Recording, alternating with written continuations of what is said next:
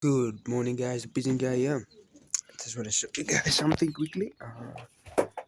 As you guys can see, no hints because why I took them away.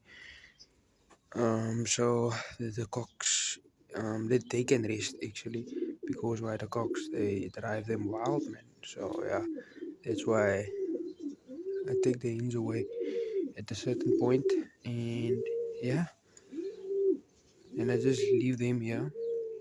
They mingle, and yeah. Like yeah, by October side, I would what you call it? I would put the hens back, put the cocks in boxes, so yeah, that they can breed. So yeah, guys, that's what's going on here.